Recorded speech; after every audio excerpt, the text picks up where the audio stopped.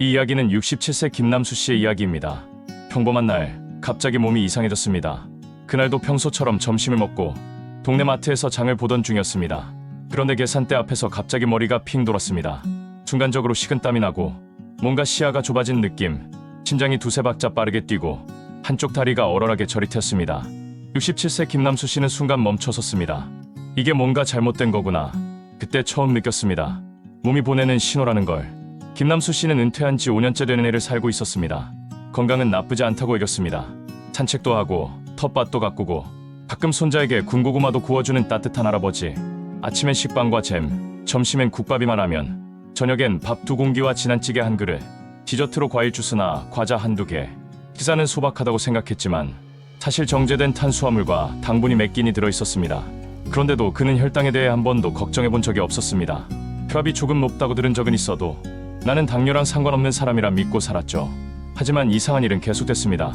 점심을 먹고 나면 갑자기 졸음이 몰려오고 하루 중 가장 활기차던 오후가 이제 늘어지고 멍한 시간이 되어버렸습니다.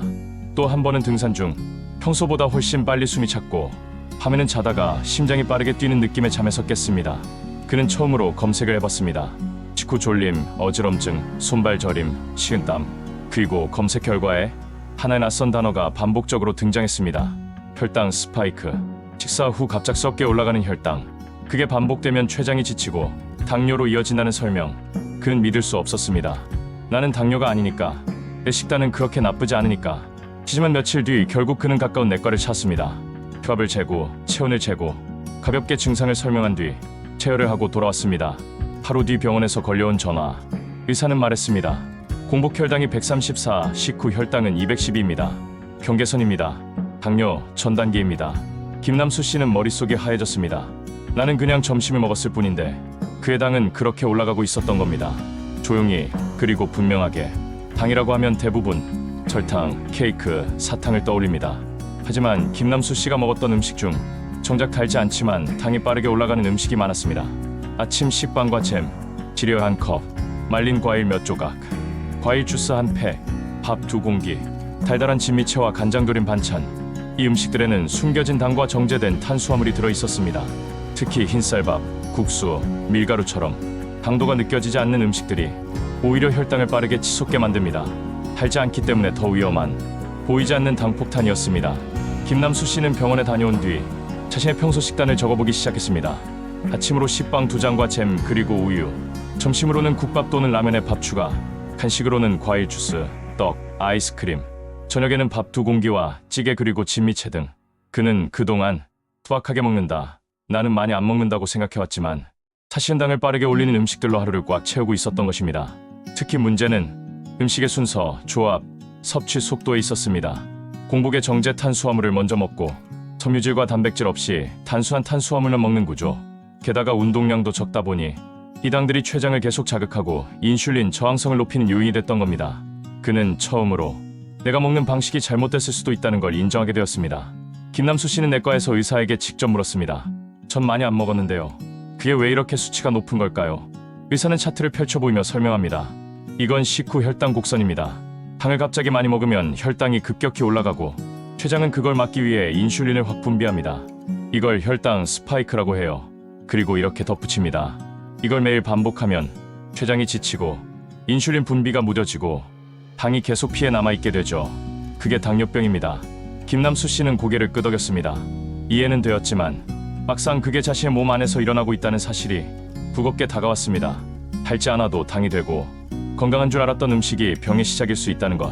그는 처음으로 어떻게 먹어야 할까를 고민하기 시작했습니다. 그래, 바꿔보자. 병원을 다녀온 그날 저녁, 김남수 씨는 처음으로 냉장고를 열어 식품들을 꺼내 정리하기 시작했습니다. 남은 찐빵, 초코파이, 과일 주스, 손자 주려고 사둔 아이스크림. 그는 그것들을 한 켠에 모았습니다.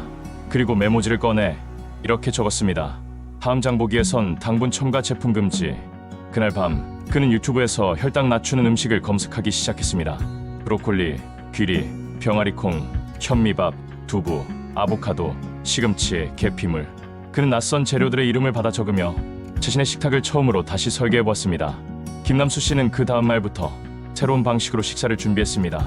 현미밥, 두부구이, 데친 브로콜리, 김, 계피물. 당이 급격히 오르지 않도록 탄수화물의 양을 절반으로 줄이고 섬유질과 단백질을 먼저 먹는 순서를 지켰습니다. 식사 시간도 조절했습니다. 공복 시간을 늘리고 간식은 없앴고 직후 산책을 20분으로 늘렸습니다. 그는 깨달았습니다. 혈당을 낮추는 음식만 먹는 것이 중요한 게 아니라 그 음식들을 어떻게 조합하고 순서대로 먹느냐가 핵심이라는 것을. 그리고 또 하나, 물이 중요했습니다. 물을 충분히 마시면 포만감이 생기고 당 흡수 속도도 줄어든다는 정보. 이전에는 한 번도 생각하지 않았던 것들이 이젠 하루를 이끄는 중요한 원칙이 되었습니다. 하지만 변화는 늘 작심삼일을 시험합니다. 3일째 되는 날, 동네 주민 모임이 있었습니다. 김밥, 떡, 전, 수정과 과일. 처음엔 조심했지만 조금은 괜찮겠지라는 마음에 떡 2개, 전 1장, 수정과 반 컵. 그날 밤 그는 몸이 무겁고 멍했습니다. 다음날 아침 다시 현미밥을 앞에 두고 숟가락을 들었다 놨다 하며 이렇게까지 해야 하나 하는 회의감도 들었습니다. 그의 마음속엔 나는 왜 이걸 혼자 하고 있지? 라는 고독함이 퍼지기 시작했습니다. 하지만 그날 오후 그는 문득 자신이 점심을 먹고 나서 졸지 않았다는 사실을 깨달았습니다. 예전엔 늘 점심 이후 의자에서 꾸벅 졸곤 했는데 오늘은 달랐습니다. 손발 저림도 줄어들었고 소변을 자주 보던 증상도 눈에 띄게 줄었습니다. 그는 그 순간 자신의 몸이 보내는 신호를 처음으로 인식했습니다. 기억보다 수치보다 몸이 먼저 반응하고 있다는 것. 그 작은 변화는 그를 다시 앞으로 밀어주는 힘이 되었습니다. 김남수 씨는 어느새 현미밥과 두부, 브로콜리, 계피물을 익숙하게 준비할 수 있게 되었습니다. 이제 그는 아침마다 식사 순서를 적은 메모지를 보지 않아도 자연스럽게 채소부터 먼저 집어들었습니다. 그는 스마트폰에 식전물 1컵 알람을 설정했고 점심 후엔 매일 같은 시간 동네 골목을 한 바퀴 돌았습니다. 처음엔 억지로 하는 실천이었지만 이제는 몸이 요구하는 습관이 되었습니다. 그는 그제야 깨달았습니다. 의지가 아닌 리듬이 변화를 만들어낸다는 것. 변화엔 늘 시험대가 따라옵니다. 어느 날 자녀들과의 외식 자리가 생겼습니다. 갈비탕, 냉면, 밥, 후식으로 요구르트. 모두가 평소처럼 식사하던 순간 그는 조용히 밥을 반 공기만 덜어냈고 식사 전에 미리 무나물과 채소를 먼저 먹었습니다. 누군 요즘 왜 이렇게 까다로워졌냐고 말했지만 그는 웃으며 넘겼습니다. 또 한 번은 침묵회에서 나온 도넛과 커피. 그는 커피만 블랙으로 바꿔들고 미리 싸온 계피차 티백을 우려 마셨습니다. 그는 어느 순간부터 남들이 신경 쓰지 않아도 자신의 몸에 집중하는 사람이 되어가고 있었습니다. 한 달 뒤 그는 병원에서 다시 혈액 검사를 받았습니다. 의사는 화면을 보며 조용히 결과를 설명합니다. 공복 혈당 134, 110, 직후 혈당 212, 145. 수치상 아직 정상은 아니지만 명확한 하락 곡선, 인슐린 저항성이 낮아지고 있다는 증거였습니다. 의사는 말했습니다. 지금처럼만 유지하시면 약 없이도 괜찮습니다. 김남수 씨는 조용히 고개를 끄덕였습니다. 그는 이제야 자신의 몸이 다시 자기 편이 되어가고 있다는 사실을 느낄 수 있었습니다. 그의 변화를 가장 먼저 알아본 건 자주 만나는 이웃들이었습니다. 요즘 얼굴이 맑아졌어요. 걸음걸이가 전보다 가벼워 보이시네요.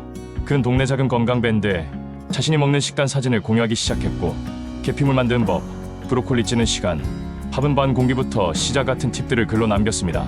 의도하지 않았지만 그의 작은 실천은 누군가의 계기가 되어주고 있었습니다. 그는 그날 일기장에 이렇게 적었습니다. 나는 지금 내 몸을 살리고 있고 그게 누군가에게도 도움이 되고 있다. 그 문장은 그의 회복 여정에 작은 의미를 더해주었습니다. 겨울이 되자 김남수 씨는 다시 한번 시험대에 올랐습니다. 연말 모임, 따뜻한 빵, 뜨끈한 단팥죽, 그리고 손주가 건네는 달콤한 귤. 하나쯤 괜찮지 않을까? 그는 결국 식사 직후 귤 2개와 군고구마 반쪽을 먹었습니다. 그날 저녁 다시 눈꺼풀이 무겁고 심장이 두근거렸습니다. 그는 침대에 앉아 스스로에게 묻기 시작했습니다. 내가 지키고 싶었던 건 단지 숫자였을까? 그 순간 그는 다시 식사 일기장을 펼쳤고 손으로 조용히 그날 메뉴를 정리했습니다. 다시 시작한 건 처음보다 더 쉽다는 걸 알게 되었기 때문입니다. 3달 뒤 정기 검진, 공복 혈당 110 빼기, 직후 혈당 145, 127, 당화혈색소 6.2에서 5.7. 의사는 말했습니다. 지금 상태면 완전한 비당뇨 범위입니다. 정말 잘하셨어요. 김남수 씨는 미소 지었지만 그보다 더 깊은 변화는 숫자 뒤에 숨어 있었습니다. 지금 그는 식단을 두려워하지 않고 음식을 선택한 기준이 분명했으며 몸이 무엇을 원하는지 느낄 수 있게 되었습니다. 그것은 수치로는 측정되지 않는 삶의 감각이었습니다. 그는 지금도 아침마다 채소를 먼저 집어들고 저녁엔 밥 한 공기를 반으로 나눕니다. 식탁에는 브로콜리와 두부가 빠지지 않고 계피물은 이제 그의 습관이 되었습니다. 사람들은 묻습니다. 그렇게까지 해야 해요? 그는 이렇게 답합니다. 처음엔 억지였지만 지금은 내가 나를 돌보는 방식이에요. 건강은 한 번의 선택이 아니라 매일 반복되는 선택의 태도라는 걸 그 몸으로 배워가고 있습니다. 이 콘텐츠는 숫자를 말하는 이야기가 아닙니다. 혈당 200이 위험하다. 브로콜리를 먹어라. 그런 정보가 아닙니다. 이건 몸의 신호를 놓치지 않는 사람의 이야기입니다.